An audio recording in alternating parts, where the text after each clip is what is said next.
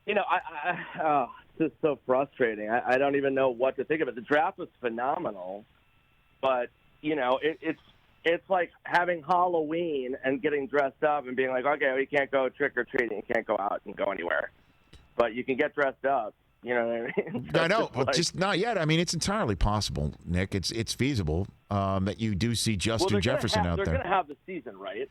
Yeah, I mean, that's the idea. Nobody knows, brother. But it is one of those things, too, that you see the kids that we have up on the screen right here that the Vikings drafted, and you could see how they all get. You could see how, they plug in, and suddenly, your guy Kirk Cousins can actually lead this team to a bigger year than last year. Yeah, do you I think? know. It's very exciting. It's just so bizarre. I think that they should have games. Here's what I think. Okay. Rich. Yes, Nick. If I can throw this out there. You have the game, and then you invite 10 fans, but they're 10 of the most belligerent and drunk fans, and you spread them out in the arena. Yep. So those are the only people that you hear during the game. So you just play, and you just hear those people from Philly, from all the towns, just the loudest loose cannon fans. That's all you hear echoing through the stadium. I think that would be pretty interesting. You know what, Nick? I like this idea. Let me pull on this string a little bit and continue this thread. Because I was just talking about how into the voice I am. What if you make it like a competition, and America votes? America votes the least obnoxious fan off, and each week by week they're invited back to the game in a more belligerent and drunker fashion, and then we eventually crown the worst, most idiotic fan in America. What do you think of that idea? Oh, I love that. I think that's phenomenal, Rich. I want to be a part of that. And it's not called the voice. It's called the vomit. Carson Daly could still host it. Yeah, Carson, we might have to twist his arm and workshop it a little bit. That would be phenomenal. I think I could make a run at that one. Now, in terms of the draft, Nick Swardson here on the Rich Eisen Show. You as a Vikings fan, how much did you love the Jordan Love selection by the Packers? Oh my gosh. Nick. I mean, that to me was phenomenal. Just because, I mean, who knows what's going to happen if he could be phenomenal, you know what I mean? But right. just the fact that there was, upset in the Green Bay universe and confusion and anger, that just brought me so much joy. That was great. I mean, yeah. I mean, and old man Favre got involved too. So, this is something that's a nice ticking situation down in or across the way in Wisconsin that you've got to be loving. You got to love that. Oh, yeah. I love it. I love that Favre threw in his 2 cents too, because he's just sitting there just laughing and just loving it, I'm sure. I was supposed to do a commercial with him. I was so bummed. What do you mean? I got pulled. What do you mean? They called me to do this online campaign for it was a gambling thing, for legal gambling. And they called me up and they're like, hey, do you want to do this campaign? I'm like, I don't know. What is it? And they were like, it's you and Brett Favre. And I was like, yes. Yes, I do. And I'm like, where do we film it? And they were like, well, Brett wants to film it at his compound in Mississippi. And I'm like, oh, yeah, how do I get there? And they were like, you have to take 8 flights, different flights. Then you have a car. A pontoon. Right. Steamboat. Right. Then there's a catapult. And it was the whole process. I was so on board, though. And they're like, yeah. I'm like, am I staying there? And they're like, yeah. And I'm like, oh. Come on. I am so down. Like in Favre's. Another notch in my bizarro football. And you're in the Favre guest house. It never happened, but they said they might revisit it. Well, I mean, for illegal gambling, huh? For legal gambling. Legal gambling, yeah. Okay, fantastic. But, I mean, good Lord, just tossing some brews and some Wranglers, running around the compound. And leaving something behind so you can go back, do an old leave behind. Nick Swardson here on the Rich Eisen Show. Hey, tell me about the Wrong Missy that you're in. That you back. How much have you done with Spade and Schneider? Rob Schneider, the gang is getting back together in a way again here. Yeah, it was pretty cool, man. I mean, in terms of what we've all been in at the same time, I mean, we've got to be at about 10 films. And this is perfect timing for this movie. It's a crazy, hard R romantic comedy. Mm-hmm. And it's just a good break. Lauren Lapkus plays Missy. So it's basically Spade knows two women named Missy. One of them he went on a nightmare date with. And he texts the other one that he's going on a company corporate retreat, and he messes it up and texts the wrong Missy. This chick is kind of a disaster, and she shows up on the airplane, and then comedy ensues from there. Comedy so ensues. Me, Lauren, Spade, Jackie Sandler's amazing, and Schneider, and it was great because there's one scene with me and Rob and David. It's just us in a hotel room, so that was a blast. Just to have us three going crazy with each other, heavy on the crazy with Schneider's character. And, it was a blast, man. It was super fun. I mean, David's so dumb, so it's hard to interact with him. But, we tough it out. We make it work. Right. And who's the best athlete actor you've ever been around, Nick? Give me that one before I let you go. Oh, athlete actor. Yes, that you've ever been around. I'm gonna have to say Dame Judi Dench. A lot of people are sleeping on her, but she is well-rounded. Close second, Jeremy Irons. That's odd. That's odd. I don't know. This just sounds so obnoxious for me to say, but I honestly, Sandler is just so deceivingly good. I mean, in terms of what I played with her, it's not like we play like, we've got lunch break, let's pick up football. You know what I mean? Or let's just jump on this baseball diamond that's sitting here. So in terms of just athletic ability, Sandler's basketball skills are really shocking. So how intense are these games, Nick? We're seeing in The Last Dance some very intense practice footage from the Dream Team all the way to the Last Dance Bulls. Bulls. That documentary. How crazy is it that I was in it? Did you see that? Were you in it, Nick? Oh my God! I thought you were going to bring that up. There's a shot. It's B-roll, random B-roll of Chicago, and they do a sweep of State Street. And I was doing a show at the Chicago Theater, and I'm on the marquee. I'll text you the screenshot. Okay. And it says Nick Swardson Many Smells Tour. And it's really quick, but it's there. My phone blew up. It is so absurd. And I swear to God, Rich, I'm not lying at all. It's literally in the documentary. Well, that's a great new claim. I'm a part of it. That's a new claim. Just a slight bit more than Dame Judi Dench has been a part of it. Yeah, exactly. And her great game. So Sandler, how intense is he? Is he very Jordan-esque, intense, demanding on the floor and on the court, just like Jordan? Yeah. Nick? Yeah. He goes there. Air Sandler will go there, and it's pretty crazy. And Spade is probably the most unathletic. He's pretty much air ball, and he sits out any game that we ever play. So that's on the opposite spectrum. Spade is probably Judi Dench probably is faster, literally in any capacity. There was a scene in The Wrong Missy. Yes. This is not a joke. Yes. Where the scene just called. This is all it did was called for me and Spade to jog past a pool, and we were like, okay. And then David couldn't jog. What do you mean? And he goes, here's the deal. Do not jog. And I'm like, what do you mean? He goes, just speed walk. And you can't go past me, so let's just speed walk, but look like you're jogging. I'm like, that is the dumbest thing I've ever seen. And people will notice that we're not jogging. And he goes, I know. That's why just act like you're jogging. So we do this thing where we're running in slow motion. It's like slow motion, like Chariots of Fire. Like Chariots of Fire, right. And yeah, but then trying to look like we're grunting. And the director's like, cut. What are you doing? And I'm like, I just throw Spade under the bus. I'm like, yeah, I don't know. This was David's choice. And the director's like, you're not even running. You're not even jogging. That looks so weird. And so we had to force David to jog one take. He's like, we have to have one take. And we did, and then David collapsed on the lawn. He was like, that's crazy.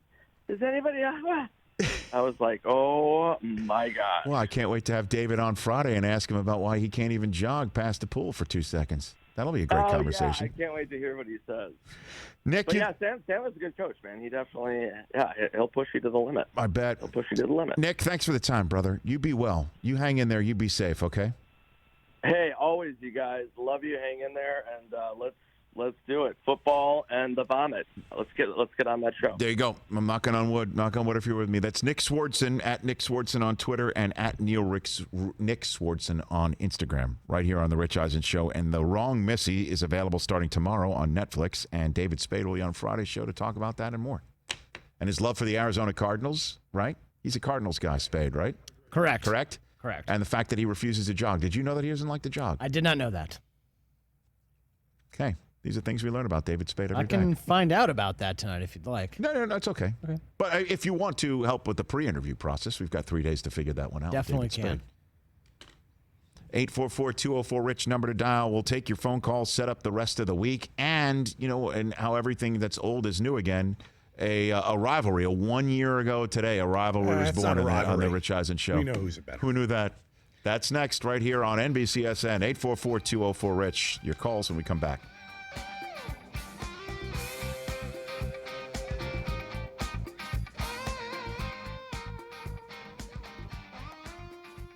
So what are the 454s up to? What do they want to talk about today? Anything? You got anything for me over there, Chris? Are you monitoring this stuff, or this is TJ's? TJ's more interactive with the wormhole. Okay. Does he have a microphone over there? Does he have the microphone that he just for some reason doesn't talk into, and he talks to us that he doesn't talk into the microphone? Do you have it, TJ? Does it work, or we're out of batteries? There you go. It's on. Hello, it's mic on. check. Yeah, you're on. The wormhole's all over the place today, Rich. I got to be honest. But can I point something out? Sure. We had Cal Ripken Jr. on. Yes. Who's known as the Iron Man of professional baseball. Yes. And I would like to point out that I, too, am the Iron Man of the Rich Eisen Show. Ever since I started, have never missed a show. There you go. Iron Man. Tony Stark, I didn't know Ghostface that. Killer, You had Cal Ripken Jr. 2,131 shows. Is that what it is? I'm at like 200 something, I'm sure. I haven't counted, but I know I've never missed one. He's the Iron Man. Who knew that? Brockman missed the last show in the history of audience because Cage was born. So that enabled me to take over the lead. Right. They took over the lead because Del Tufo's definitely tapped out. Oh, yeah. I'll be tapping out some more eventually. Mike Del Tufo. I tap out all the time. Thanks for the heads up. Yeah. I made some vacation, here and there. No. So glad that you contributed that, No. TJ. That's great news. Thank you. I'm kidding. There you go. We like it. 844-204-RICH is the number to dial. You never came up with a poll question today, Chris, did you? No. Okay. No. Well, You're the not thing tapped is, it's out. like, what? We're so guest heavy these days. We don't really Doesn't have matter. time to kind of dive into a poll Well, we're going to be question. guest heavy again tomorrow. No, I understand. I'll have a poll for tomorrow. I guess was that our only dance with Rod Thorn? Possible. I hope not. I really want to talk to the guy. I know, me too. I'd like to Last talk and to him. only. So let me get tomorrow's guest list here in front of me, which I'm always looking at my phone at the end of the show. I got you, Rich. You do? Dave Roberts, Brian Kelly, Ray Lewis, and James Martin. Brian Kelly's in tomorrow? Wednesday, right? Head coach Wednesday, of Notre Dame yeah. football? Notre Dame football head coach. My guy. Slow clap. My guy. But Rudy was on yesterday. Has he ever seen Rudy? 100%. Do you think he's seen Rudy? Oh, I would have. I think it's like there's no question. Part of the interview process. Should we give him a Rudy? Here, we'll talk about this. you get that in the pre. Yeah.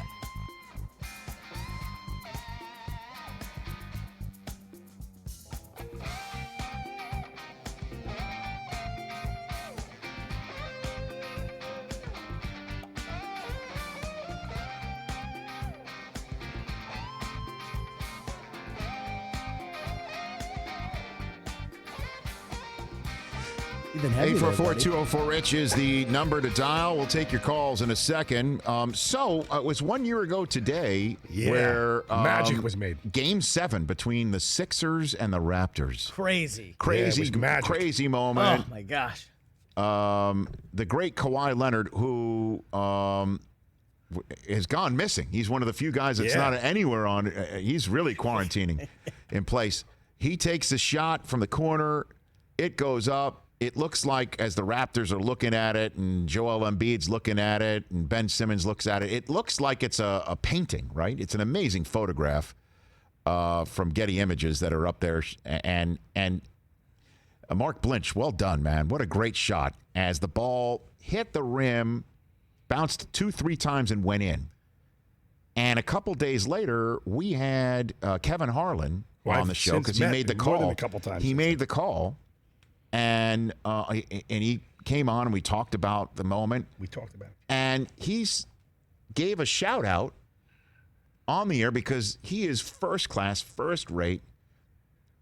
He gave a shout out to the sound engineer. First thing he said in the interview, because he said, that ball's laying there and on it, and how do you make a call that way? And Mike Del Tufo is like nodding his head in approval as he starts talking about the sound engineer. And then he mentions the name of Jeff Walker. Yes. And you start shaking your head, no. No, Yes, you did. No, I shook my head. Yes, you did. Because and you it shrugged. was supposed and to be you another shrugged, guy that and was you supposed to mix that game. No. Yes. By the way, this is by the way, on the 1 year anniversary of this moment, totally news to us. Exactly. It was another guy that you're mixes those games.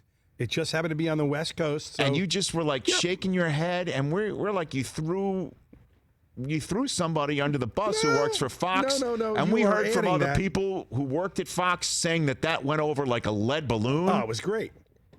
It was fantastic. I mixed basketball games for CBS. And you are sounded just as good. I know. Let Rich tell the story, Mike. There's not much of a story other than the fact that here comes a top-notch announcer in our business, and Kevin Harlan acting like first-rate individual, first class, talking about those behind the scenes who make it work. Like, you are the only sound engineers who's face front in our profession, Mike. We put you on camera every day here. That's we true. put you in front of a live microphone every day. We God put you in bless front you of for that doing soundboard every day, where it's filled with moments from the past 5+ years that would be great if you dropped in timely fashion that you sometimes don't. We put you in this position, yes, to succeed and win, which I love. So when somebody mentions a member of your profession, we thought the prideful Mike Del Tufo would show up. Instead, you threw the guy under the bus like he's not that great. It's not that great that you heard the ball hit the rim That's 3 your job. times. Do your job. I'm Michael Jordan. Do exactly what I would do. You're Michael Jordan. Yeah, I'm being like Michael Jordan. Do what I would do. Bottom line. Whoa. Every other mixer captures rim sounds. It's not like it's magical. And I'll say it again. I did it during basketball this season. Right. I'll do it again. Not like this? Yeah, it is. You know what Sounds Mike's exactly got the on same. his resume that nobody can ever take away from him? What? He left the Rich Eisen show. Left for the moment in the day. Had somebody else sit in for you so you could do the sound of a Big East tournament game before they canceled the entire college basketball season. The last game. Don't forget the Big East was just like, sure, let's get people in Madison Square Garden. Let's play basketball. That was nuts. And they canceled the game at halftime, didn't they? Yes. They just said, we're done. Literally, we're done. Why are we Go playing back this home. game? We're done. But it sounded great. The cancellation sounded great, right? Of course. I mean, a halftime show. I did the pre and post. Do your job. Do your job. Do your job. I don't Brockman, expect you're like, I don't expect you to do anything that I wouldn't do. This I does love not. it. This does not sound. The great last at mix all. is my biopic. Gosh. By the way, biopic. Biopic. Yeah, because I'm a DJ. And I'm Biopic well-rounded. sounds like something you need to see if you're healthy. No, Jeff last Walker did mix. a great job on that. Hey. And I've met his brother and worked with his brother, and I told him that. The reaction that I did gave his was brother because hit? I did not expect his name to come. I expected another person who actually thought it was the funniest thing he's ever watched, Patrick Thornton, who normally would mix that game, who didn't mix that game. You know what? That was the name I was expecting. If you mention Patrick Thornton's name, you know what I'll do? I'll do what you did for Jeff Walker. I'll nod my head. Now say his name. Say his name. Patrick Thornton. No, that's what you did. Because I was expecting exactly a what different you name. did. Mike, a year ago. this story has changed. No, it hasn't. Not at so all. many times. I have said it over. No, that's not true. I at love all. you guys. Keep it going. 844-204-RICH. Look at that shot. I mean, beautiful Oh, it was shot. amazing. That was a great Great moment. shot. Great shot. Great And if somebody sound. comes on and Great again, moment. we give Great credit. sound. By the way, Like, also, did you just say West Coast? That game was in Toronto. by the way, I know. I'm just if making I it was if I was someone else in this business, I would It say was that finals. shot It's the shot Western came Finals. That shot, we credit that That's shot. the East. I That know, I'm shot just came making from a that up, too. camera. That's from a camera. I don't pay attention to NBA. I don't care where the games are. You Well, know Mark Blinch from Getty Images, otherwise known as this is from, as Colin would say, a camera. It's from a camera. On a stand. It was sat in shot. the rafters. It was shot by a camera. Oh my God. Let's go to our friend Wyatt in Wisconsin. Now, for the NBCSN crew, we took Wyatt's phone call during a commercial break on YouTube, and Wyatt's a 14-year-old from Wisconsin who's been calling frequently. I asked how he was able to call. He said that he's done with his remote home learning by 12:30 his time, and I suggested let's get his teacher involved so I could at least give him credit for calling into the show as much as he has. Wyatt, have you contacted your teacher on that gambit? I did contact my teacher, Rich. And where do we stand? Not the right class. That class ended a trimester ago. But Okay. she loved the idea because she knew that I really wanted to. Well, that's what I want to do when I get older. Is like I want to take all my classes around public speaking, and Okay. like I have my own podcast that I'm trying to get people on and that stuff. But Right now? yeah, What's your podcast so people can find out? it's Mint's Cast on Spotify. Okay. And I'm assuming that's your last name. You're using your last name as a as No, it's my YouTube name that I go by, Minty Fresh. Wyatt is Minty Fresh. Fantastic. Okay, so everyone check out your podcast. What's your question for today? So everyone knows about Eric Dickerson's infamous 1984 year. He got 2,105 yards, averaged 5.6 a game, 14 touchdowns. Do you think that anyone can beat that record in this season? And if you do, who? How a running back scoring how many touchdowns again? 14. Who's going to score 14 touchdowns? Would that be Saquon? Can Saquon do it? How close did Derrick Henry come last year? I think Derrick Henry had Derrick Henry? How many did he have? touchdowns. Yeah, last year. Look it up. Thanks for the call, Wyatt. Appreciate it. You hang in there. Trying to get him some credit. Okay, where's a Derrick Henry had 16 touchdowns last year. Okay, so a Woj bomb. NFL, NBA Players Association regional representatives started texting NBA players today with a yes or no question. It says will be kept confidential. Yeah, right. But he's found out. Do you want to try and play again this season? The union's trying to gauge broader sentiment if it's 400 plus players. Check this box. Text. Yes, we had a follow-up that said some teams received the question as part of a group text that included their entire roster. And so, Do you want to play this season? I mean, do you want to try and play this year? Yes or no? Another rep worded it to a different group. Do you want the season to start again?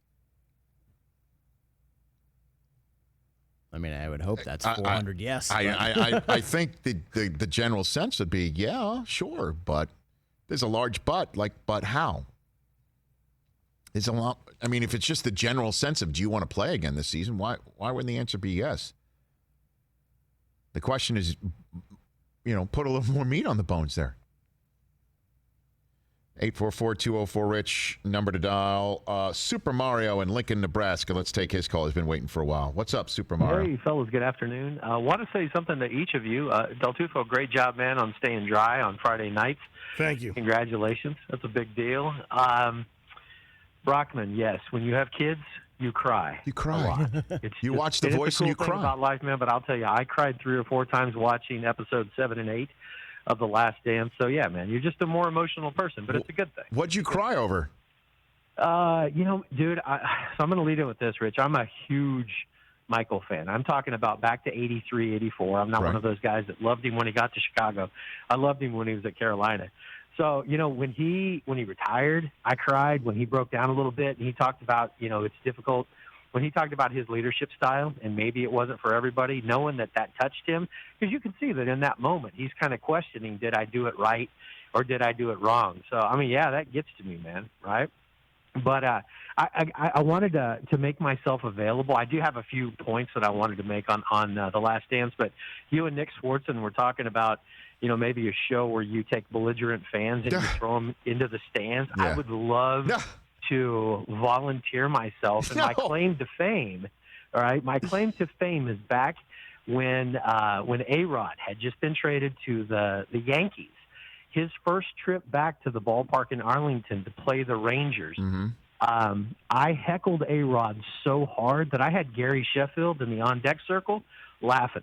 And I mean laughing hard to the point he was kind of doubled over. So I'd love, if you guys move forward with that, I'll shoot you my contact information. All right, Super I'd Mario. love to be a part of that. Appreciate that. I don't think the NFL. Yeah, man. I don't think the NFL is going to be on. You don't? No, I don't think so. It would be fun, but give us loud horns, like give us blowhorns. No, no, I don't know. I don't know about that. No, you don't think so? No, it's just one of those things. Yeah. I wanted to talk a little bit about The Last Dance. I think what's interesting is hearing everybody that kind of complains or has anything negative to say about Michael's leadership style. I think what's interesting is that he's reached a level of success that everyone wants, but almost no one is willing to put in the work and sacrifice for, man. I mean, it's incredible to me that, to hear Bulls that are still kind of, they're complaining or they're upset or they're pissing and moaning about, hey, Michael was hard on us. I think that probably goes to show that he needed to be hard on them. No, right? I guess so. I guess so, Super Mario, and thanks for the call. I didn't get the sense that any of his teammates were complaining. I think they were just saying, "Hey, this was not easy." Yeah, this is what like happened. everybody's looking on the outside, looking in, like, hey, that was amazing. What an incredible experience that must have been to be around Michael. And the answer was yes, but. Yeah, but. In the same way that their NBA players are currently being asked, would you want to play this season? It's yeah, but. Would you want to play with Michael? What was it like playing with Michael Jordan? Must have been amazing. Yeah, but we were scared of him most of the time, as Judd Bushler said. Yeah, but when I went to San Antonio, we won a championship, says Will Perdue, but it was not, I realized you didn't have to do it that way, that Michael did it. Yeah, but it was amazing. We got all those times, and, my relationship with him was great. But I had to hit him first, said Steve Kerr. Right? Very much. Am I wrong? I mean, I think I'm simplifying everything, but there's no question. There's no last dance, obviously, if he doesn't win 6 times. But we look at him totally differently if he won 2 and 4. Who is he to act that way? He acts that way when he wins 6 times. MVP final every time, and there's no doubt. And he was the best defensive player in the league, too. Okay, so he did it on both ends, man. Matt in Buffalo, New York. Let's take your call in Western New York. What's up, Matt? Hey, guys. Thanks for taking my call. It's my 40th birthday today. Happy birthday. And just tell you, I'm a huge wrestling fan, so I really enjoyed the Jericho interview. Excellent. I think wrestling for me during these hard times, I'm really enjoying it in sports in general, and I love the NFL draft, and it's kind of a getaway for me, but I love the show, and you made my 40th birthday, Rich. Thank you. What a pleasure. I truly appreciate you saying that, and happy birthday to you. Absolutely. Happy birthday to you. Thanks for coming on. Thank you. Appreciate that. Go Bills and go Terry Funk. There you go. All right. Terry Funk, all right. So just to put a button on everything, put up the photograph again. Beautiful photograph taken by a camera. I'm sorry. I'll credit Mark Blinch of Getty Images. And it made an incredible sound on the rim. And Kevin Harlan came on the program and gave a shout out to the sound engineer for the game. And here's how it all played down. Directed about 5 Super Bowls, and we had this great sound guy in our truck, Jeff Walker. and he paid particular attention. As you could tell, you could hear the bouncing ball on the rim. You're like nodding your head, like Didn't going along expect with his him, name. like, oh, I know exactly what you're talking about doing Super Bowls and the crew doing Super Bowls. Know exactly what you're doing, and he gives a shout out to the sound guy, and you're like, oh, sound guy. No, guess this is my I'll do the profession. same thing And then he again. names the guy, and you go like Different this. guy was supposed to be there. Oh, here we go. Here we go. Yeah, Here you you can go. keep doing Oh, it. nodding your Yep, head. I know the Rich profession. Russo. I know the profession. Yep. Hold on a second. Oh, wait a minute. Sound guy. No, Mike, come on. How come can on, you Mike. deny that's what happened? I'm not denying what happened. I was expecting a different name. I've said it 1,000 times. I'll No, say you it haven't. That's the 1,000 more. first time No, I we've haven't. ever heard you say, I expected No, a different you're such name. a liar. Get away. I've said it 1,000 Mike, times. come you could on. Show, you could say it. I've Come said on, it. I baby. expected a different name to be mentioned. Oh, my God. Exactly. I'm I've being said it. told there's now going to be a 10-part documentary on this moment called The Last Mix. Exactly. I'm perfect. I'm in. And you're in. And I'm going to tell everyone to Look do at him. exactly what I would do and record that sound. Can you and play get that one more sound. time, Don? No, Just I one love more it. I love time it. as we go out the door. Please, just like here it is, nodding. I know Rich. Okay. Nope, I know I like Rich. that. Yep, There Rich you go. Russo. You worked know with Rich him. Russo. You know Yeah. him. Exactly. Oh, wait a minute. You're going to talk about a sound guy? Yep. The guy? Don't know that guy. No, but No, that is not what that face said. that I've is said it so 1,000 you're times. saying that's the international body language That's for symbol me. of don't know That's that me. guy. I don't know that guy.